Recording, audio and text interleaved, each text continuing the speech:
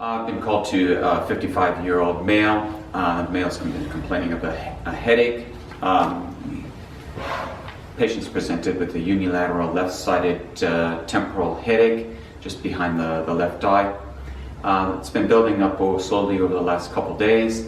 The patient does have some mild photophobia and some nausea but no vomiting. I've taken a full history, and this headache is no different than the headache the patient has had over the last 2 years that comes on every 2-3 months and has been diagnosed as a migraine headaches by his GP.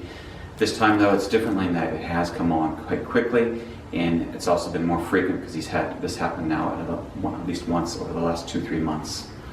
He's not been to his doctor, and he's not been taking any migraine medications. However, he did take some paracetamol when he woke this morning because the pain was worse, to a 7 out of 10.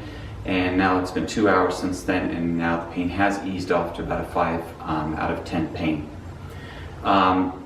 The patient denies any trauma. He's taken normal intake of food and also liquids. He's toileting normal, and the pain has not been brought on by any activity.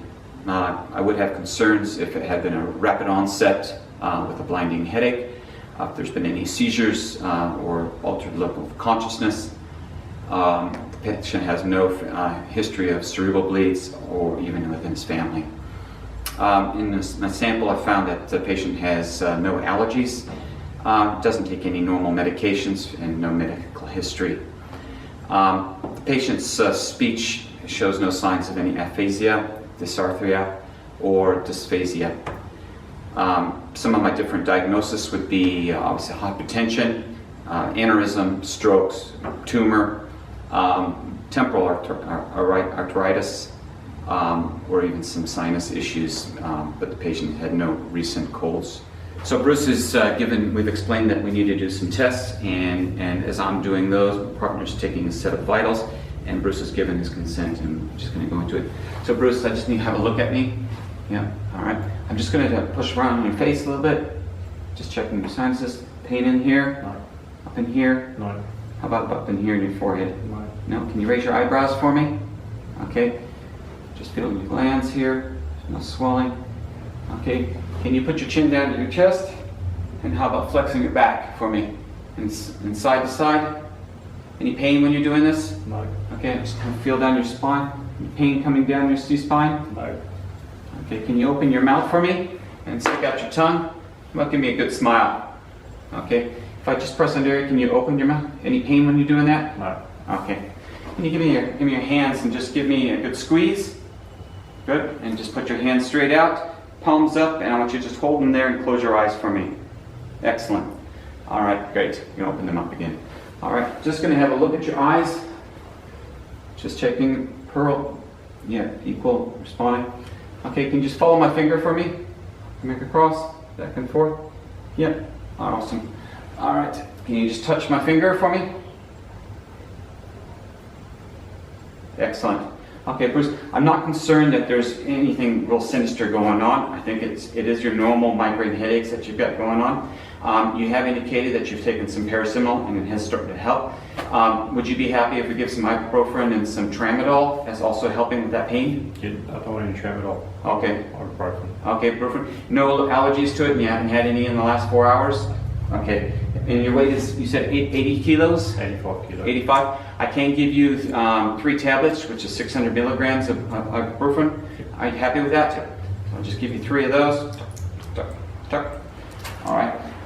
So Bruce, all vitals come back normal. Happy to leave you here, and would ask that you do call up your GP, and if you want, I can do that for you. Because it's been increasing and it's becoming more frequent, you should see your doctor for this. But at this point, I don't think it's necessary for you to go on to hospital. I do want to go through some red flag checks. Red flags for a headache or neck pain following neck manipulation, neck pain or neck stiffness, sudden onset of severe headache, temperature greater than 37.5 degrees in the absence of influenza symptoms, persistent severe vomiting, focal neurological signs, altered level of consciousness, including history of LOC, with onset of headache, worsening headache following a recent trauma to the head, taking anticoagulants, signs of temporal arteritis, hypertension during pregnancy, previous history of intracranial bleeding, family history of cerebral vascular abnormalities, onset during sexual activity. As none of these red flags pertain to you, I'm talking with my partner and we've gone through our non-transport checklist. We feel fine for you to stay home. Are you happy with that? We've been called to a 55-year-old male for epistaxis. Patient has had epistaxis over the last years, off and on, and now over the last 3 days he's had one each day. And this morning felt his nose was itching, gave it a good rub, and again it started bleeding. But different today is that he hasn't been able to control the bleeding, and it's been going on for the last hour. The patient has had no trauma, but he hasn't been actually correctly trying to stop the bleeding. He's been just leaning forward, blowing out the clots that have been forming, and pinching actually more down the lower fleshy part of the nose. Patient's on no anticoagulants. He has no histories or issues that would lead to this. He has no allergies. My partner, we've taken a set of vitals, and his baselines are all within normal ranges, and so we're not concerned with even hypertension or prolonged hypertension as the cause. So we've explained to the patient and gained his consent, because as we would need to now administer some intranasal adrenaline. So now explaining our preparation of our adrenaline for intranasal epistaxis. We have a 10 ml syringe, we have our sodium chloride, we have a drying up needle, we have our adrenaline, which is 1 milligram in 1 mil, which I've had my partner do a drug check and check the dates on it, that's all fine. A 3 ml syringe, and our mucosal atomization device, our MAD. So first what I'm going to do is I'm going to draw up our saline, and I'm going to draw up 9 mils. So we have 9 mils of saline, then we're going to put in our 1 milligram of adrenaline using our drop needle.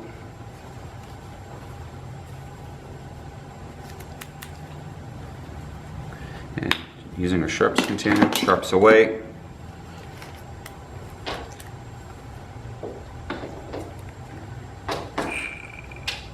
So we've drawn up our 1 milligram, sharps away. Our dosage this is 1 in 10,000 adrenaline, and our now I'm going to draw 2.2 mils of this, now 1 in 10,000, which would give us 2 milligrams, but we're going to go to 2.2 because we want to then prime our MAD device. So we've primed it, and we have 2.2 milligrams of prepared adrenaline, and we're going to attach now that onto our MAD device, and we are ready. Primed, yes, and it's primed, and we have 2 mils remaining. Okay, Bruce, now what I've done is we've had pinching in that right place now, and we've had an ice pack on for the last 15 minutes. I'd like you just to take your hand off, and you just want to see if it's still bleeding. Yep, it is. It's just coming out of that left nostril. Okay, go ahead and pinch it again. So we're going to do it. Go ahead. I've prepared this adrenaline. We're going to put 2 mils of adrenaline up into that left nostril only. So what I'm going to have you do is I'm going to just have you tip your head back just a little bit. Before that, I'm just going to have you blow your nose, get any clots out. Okay, and so I'm going to have you tip your head back, and you're just going to sniff. Okay, I'm not going to close off one side. I just want you to sip, not deeply, but you need to be a bit uncomfortable as you'll feel a bit of adrenaline going even in the back, you're running back of your throat, which is just normal. Okay, so we've cleared your nose. Okay, on 3. 1, 2, 3, sniff. Good. Okay, just now I want to have you pinch that nose again, right there below the bony part of the nose. And we're going to hold that again for another 15 minutes, and we're going to and see if that's worked. All right, you may, as I said, you may feel something running down the back of your nose. So after we've applied the adrenaline, we're going to just leave it there for another 15 minutes, and we're going to be checking it. brain is, Bruce has indicated he's not in any pain, and that estimating the blood clots and the blood that he's lost has been actually quite minimal.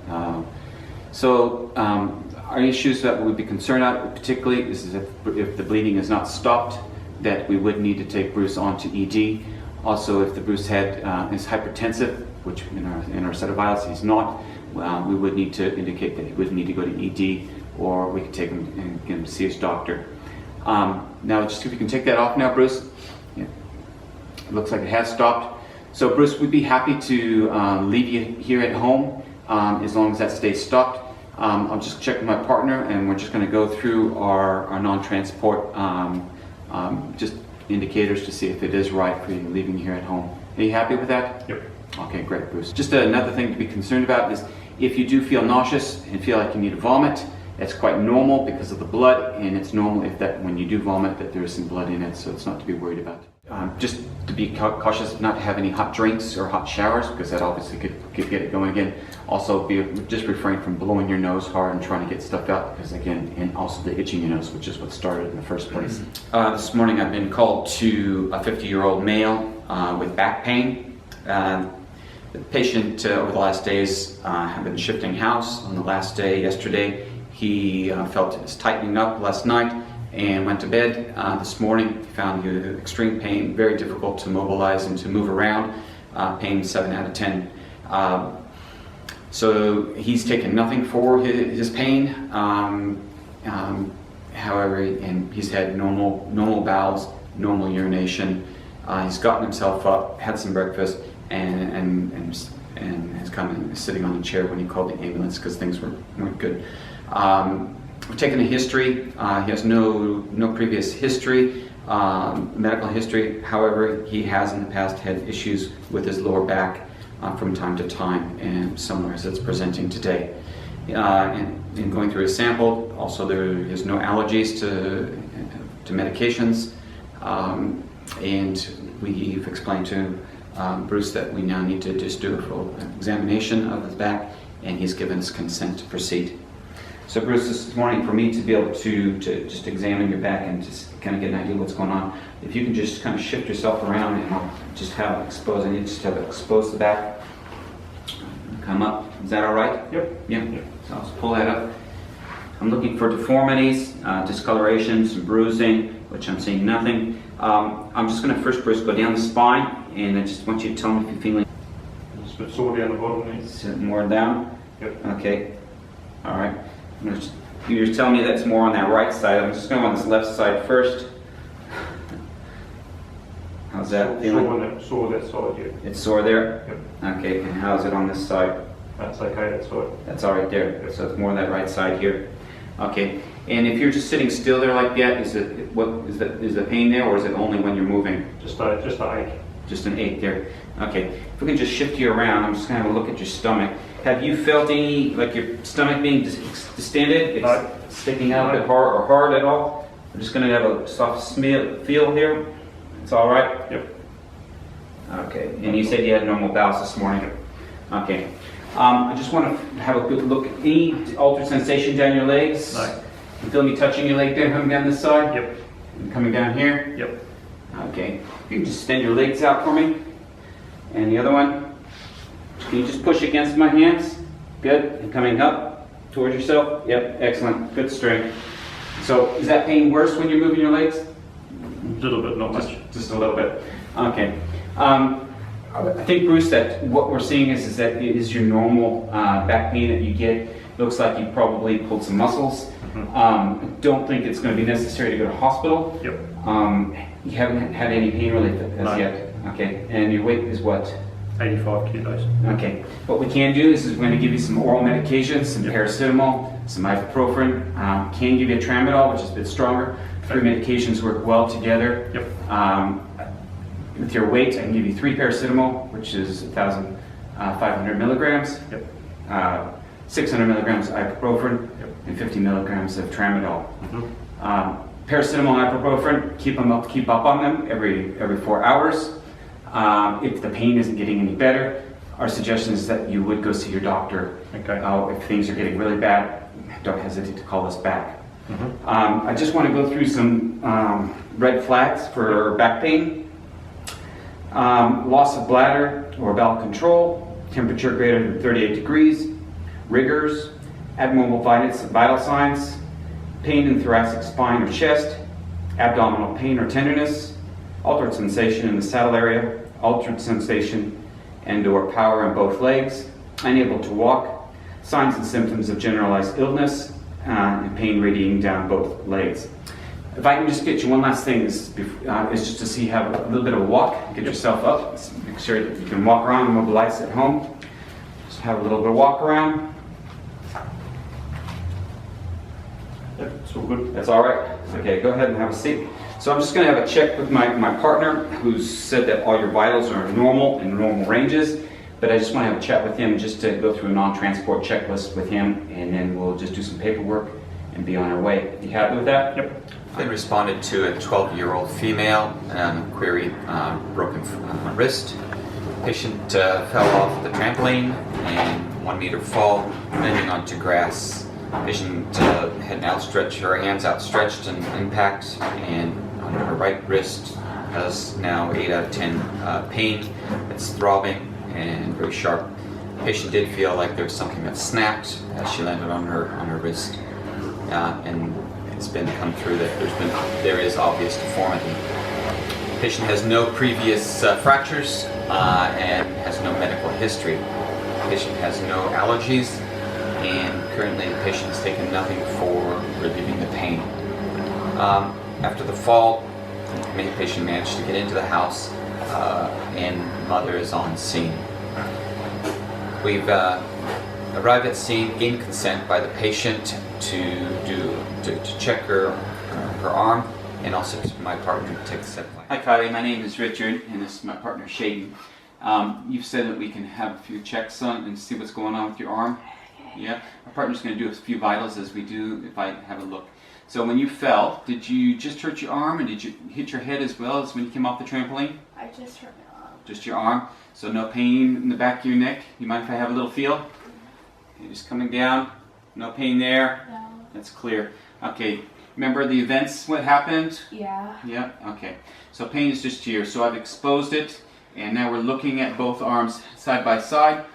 We can see that there is obvious swelling and just onto this right wrist, and also the deformed. It's a little bit of an S shape there compared to her left wrist, which is normal. Just have a look here. How's the feeling here? Do you feel me touching your fingers? Yeah. Is there any tingling or numbness there in these fingers? No. Okay. Can you wiggle those fingers for me? And is that okay, or does it just hurt up in here? Just hurts up. Okay. Now we need to get this into a cardboard splint, and before I do that though, I want to get some pain relief on board. Okay, we have a couple options, or more actually, but one of the options, first thing we want to do is give you some Ethanox gas, which you just you breathe it in, and you take in 5 to 10 deep breaths, and the effects will start working, and it just kind of kills that little bit of pain and makes you feel a little bit la-la, and should help with this pain. You happy with that? Not been scuba diving in the last 24 hours? No. Normal bowel motions? Yeah. Okay, and when you take a deep breath for me, is there any pain there in the chest when you're taking a breath? No. You haven't been feeling short of breath? No. Okay, so this gas is here, got that on. You just hold on to it with this hand, okay? And you just take 5 to 10 deep breaths, breathing it in. You should start to feel the effects of it. Okay, meanwhile, my partner and I are going to just get this cardboard underneath your wrist. So just slightly put in there. Alright, you hold that there, Shaden. Okay. Just going to bring this around really gently.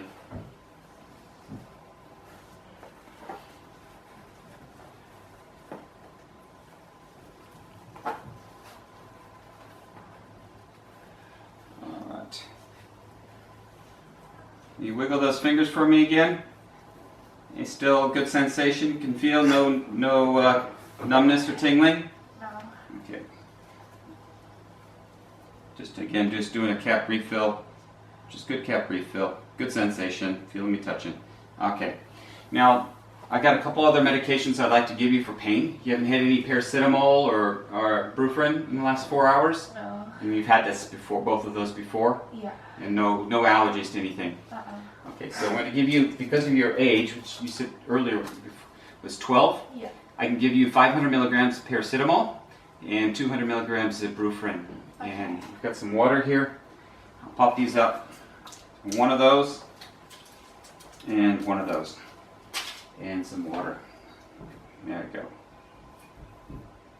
Good. Now how's that pain? It's easy a little bit. It's easy. Now we'd like to, obviously because it's pretty clear there's a fracture going on there, and just talking with Mom, she's decided we had two options. One was going to a medical center where they have x-ray facility, or to go straight to hospital. And she said that we should probably just go straight to hospital. So we're going to have to get you up and onto your feet. You all right with that? And we're going to get you off to hospital.